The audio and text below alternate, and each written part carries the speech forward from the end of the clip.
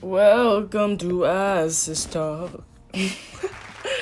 Thank you. I get my singing from my mother. Okay, so I'm just gonna jump right in. Even if you don't own a gun or have not physically seen one, everyone pretty much knows what it looks like and its purpose. It's seen in video games and old-time Western movies like The Good, the Bad, and the Ugly, which, may I add, is a great movie. You can find them on people's social media accounts and even on the news. Now, I'm about to bring up a controversial topic. And the thing with controversial topics are people tend to push them to the side and just refuse to talk about them because they're, quote, controversial. But I feel like the things we choose not to talk about in our society are the ones that impact it the most.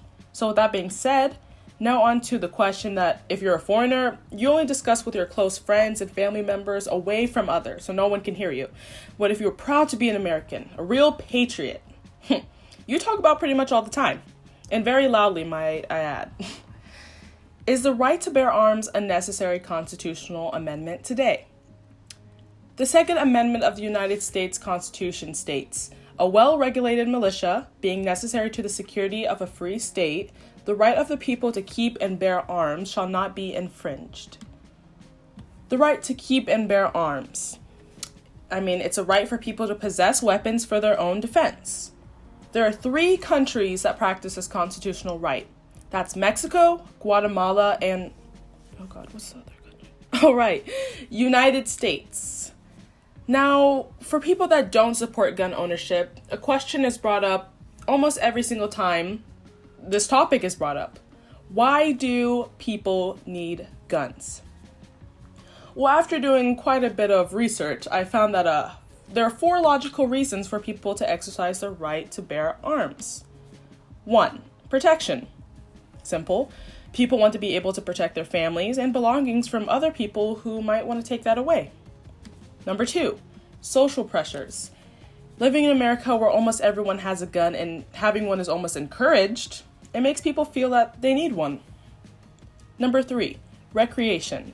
People enjoy hunting and target shooting because they find these things to be a fun hobby. Number 4, insecurity. Guns equal power, so if you feel underachieving, get more guns and bigger guns. You'll show them who's in charge.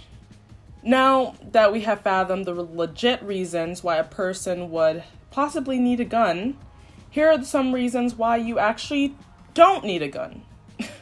Yeah, I'm about to do a double take on all y'all that thought I was about to uplift the Second Amendment. So just take a wild guess on what you think the number 288 represents. It's quite a big number. There have been 288 school shootings in the United States just between 2009 and 2018. So I'm not even counting the number of school shootings before and after this period, but I can tell you that the number has gone up. In that same time period, Mexico only had 8 school shootings. Canada and France both had 2. Germany had 1, and Japan, Italy, and the UK combined for a whopping 0. Additionally, there have been 213,175 firearm homicides between 1999 and 2016, making firearms at the time the leading cause of homicide at 67.7%. States with the highest gun violence include Louisiana, Alaska, Mississippi, West Virginia, and Alabama, which really isn't a coincidence because they have some of the weakest gun laws in the nation. Now, I feel like whenever a gun-related incident occurs, every solution used to combat all the lives lost is the infamous, guns don't kill people. People do. Or when they try to prove that they took AP psychology in high school or college and they say, No. What happened was, it's because the person was mentally unstable or they had mental illness.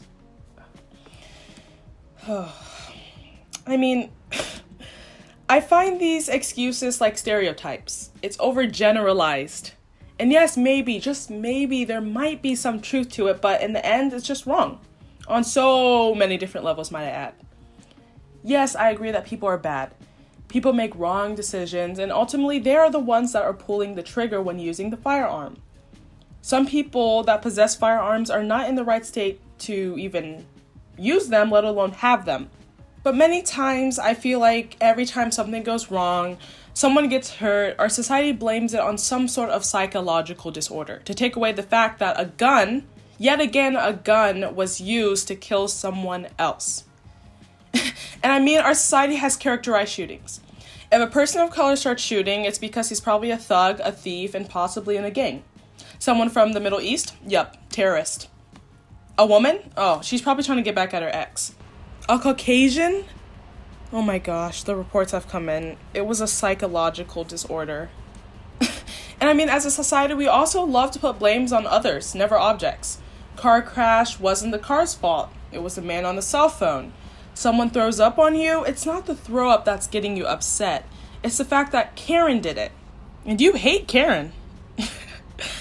And if you're here to tell me that human imperfection is why we hurt each other, then that's a fact we all knew. That's a fact. Not an excuse, and definitely not an answer to justify the loss of life. So I saw this comment in the comment section of a video where they're located, debating whether normal people should have guns. The comment was, when two children are fighting and one hits another with a stick, do you give everyone a stick and say, oh well, survival of the fittest? Or do you take away the stick from the child so that no one has a stick and no one gets hurt?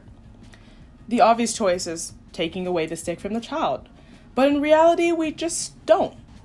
It's like the life lessons you learn at a young age are just thrown out the window because as you grow up, you realize that a capitalist society means a selfish society. Money trumps the well-being of everyone. People are willing to sacrifice the lives of so many people to keep their, quote, God-given right. They put their needs over the benefit of others, and that's why we will continue to see more school shootings, an increase in homicide rates connected to gun violence, and more tension between the Republican and Democratic Party. Like teachers, family members, and friends have taught me throughout my whole entire life, it takes one person to mess up the opportunities for everyone. That time that we didn't get the ice cream party, one person made a joke. No one got ice cream. Like, I still think about that day. Anyway, sorry. I mean, this lesson is emphasized in school and at home for me, but when I look at politics and I look on the news, it's not emphasized there. Guns have not been taken away, and there's been no strong gun regulations to provide the security that many of us want to feel. I remember going on my first and last camping trip with my mom, sister, and cousin. I personally hate the outdoors, but, I was forced to participate in family affairs, so I went. We got there, we settled down, the tent was laid out, the food was, settled on the table. I mean, we were chilling and vibing, and I was honestly having a great time. My mom decided to take a little walk to the left side of our camp and talk to our neighbors. And they assured us we were all safe. And at that point, I was like, wow, thank you. That is so kind. We're looking out for each other. And then he said something. He said, we're all safe here because, look around. We all got guns. What? I'm sorry. That comment just took me aback a little bit because seeing that we're the only black family for miles, I was not physically able to say that I was quite up to par with my security. And then, the night came and, we're all sleeping, trying to get comfortable and everything. And I hear yelling from the left side, our neighbors. And I mean, the only thing I could think about was when he said we all got guns. And I was just hoping that night that no one would decide to exercise their Second Amendment right.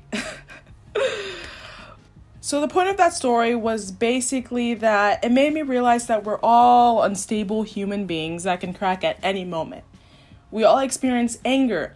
And when hate and a firearm are put in this scenario, things we didn't even think we were capable of could occur, potentially ending a life in the blink of an eye.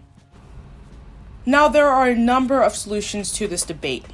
People that do own guns say that they have it for multiple reasons. The 4 logical reasons that I went over earlier are protection, insecurity, social pressure, and recreation. Now, people claim that they want guns to feel safe, presumably from other people that have guns or people that want to hurt them. Now, I'm no Albert Einstein, but I feel that if you take guns from the left side of the equation and you take guns from the right side of the equation, you're left with nothing. Nothing being no problem at all. You saw what I did there, like a math problem? Never mind.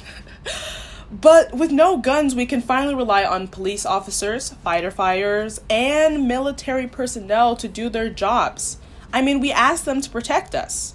They're the ones that we rely on to go through intense training for us. Because if anything, they're risking their lives because regular people who own guns are using them to hurt other regular people. It's just one really bad cycle. Bad person gets gun. Hurts an innocent person. Police uses gun to take out bad person. And then the same thing happens a second, a minute, an hour later. I mean, by just taking away guns, that eliminates 3 of the 4 previous reasons why you would need a gun. Law enforcement provides the protection, making you less insecure. And with no guns, there is no social pressure. I mean, you have no one to look at and be like, oh my gosh, they have a gun. Because if no one has guns, you don't feel pressured to have a gun. Saw what I did there? No pressure. Additionally, for people that go hunting, there can be more hunting services that provide guns that can be rented for hunting trips. And just like that, recreation is still achievable and safe for everyone. I mean, these are just logical, best solution, amazing ideas. But we don't live in a logical and amazing society. So the 5th best solution probably is gun regulations. If this world can reject a teenager 5 times for not passing her driver's license test, the same should go for gun license/permit test. There should be a thorough background check being done about a person's history so we can stop blaming most of these incidents on psychological problems. And the test should be given where people both know how to use a gun and the importance of gun safety around others. Because believe me, there have been too many times children and teens have taken their parents' or friends' firearms, and it's been at the cost of so many people's lives. So like my English teacher would probably want me to do, I shall reiterate the question. Is the right to bear arms a necessary constitutional amendment today? Now, we've come a long way since September 17th, 1787, when the Constitution was first signed. But the world of 1787 and 2020 are a lot different. With the love of money on the NRA's part in our capitalist society and the patriotism of so many Americans, the odds are just not in our favor for some of us who oppose gun ownership. But I feel like something we can all agree on, whether you support gun ownership or you don't, are gun regulations. We all watch the news and we see what guns can do when they're in the wrong hands. Whether you see these incidents as terrorism, an accident, hate towards another ethnicity, or due to some kind of mental disorder, everyone wants to know that they're safe, whether they're at work, for me and my friends at school, or anytime you just want to go out and spend time with the people you love. So I encourage everyone to keep talking about this controversial topic. Talk to your local congressman. Hear other people's point of view and come up with some solutions. Just talking about this is what's really important. Because if we don't bring this topic to light, it's going to fall into the shadows and be forgotten until hate ignites it back up and someone decides to exercise their constitutional right. But thank you for listening to what I have to say, and I'm just here to give you another perspective. I hope everyone has a great day.